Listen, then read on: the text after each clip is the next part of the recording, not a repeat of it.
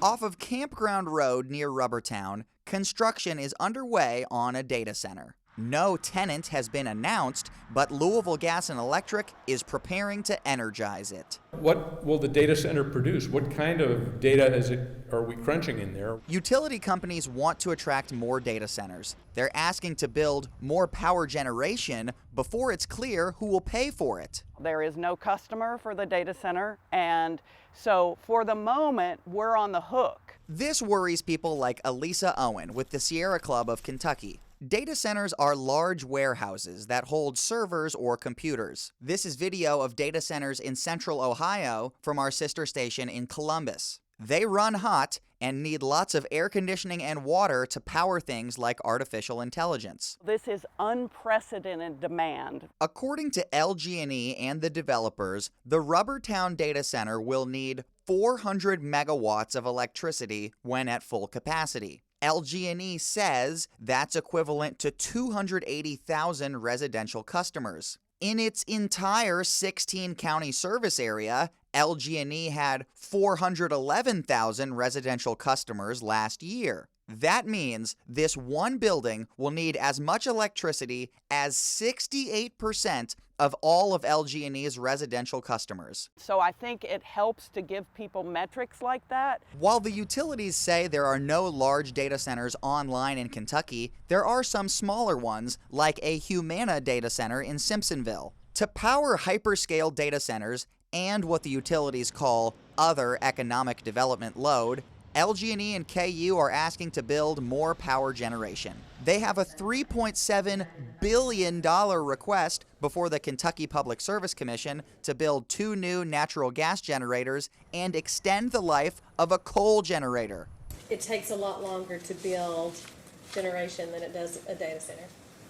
Correct. And that there was a concern that if you don't get a CPC in now and start building, that data centers will never locate here. Correct. At a public hearing on August 4th, Lonnie Ballar, an exec with LG&E's parent company, said the time to build is now, even if they don't have any signed electric service agreements with data centers. Hypothetically, if you built the gas plants in this case, and those customers don't show up, there's a potential for cost increases for your existing customers, right?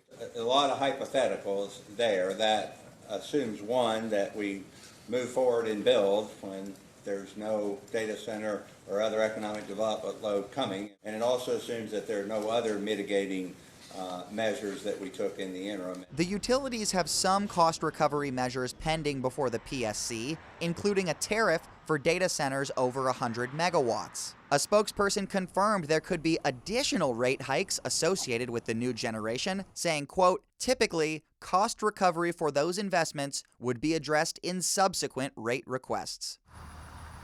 Developers say the first phase of this data center will open in about a year as they continue private negotiations to find a tenant. Do you see any positive benefit to data centers locating in Kentucky? The data center demand is largely driven by hyperscalers, and we're happy to work with them, but we don't want them to come in the dead of night. Owen supports increased use of AI, but she's worried we're bending over backwards for data centers. We're the most important. We may not be the people that they are focusing on. And worrying about regular customers later. The Public Service Commission will decide on LG&E and KU's request for additional power generation by October 28th. A few days later, on November 3rd, the commissioners will hear arguments for the utilities' proposed rate increase for grid hardening against severe weather. In the studio, Travis Breeze, WHAS 11 on your side.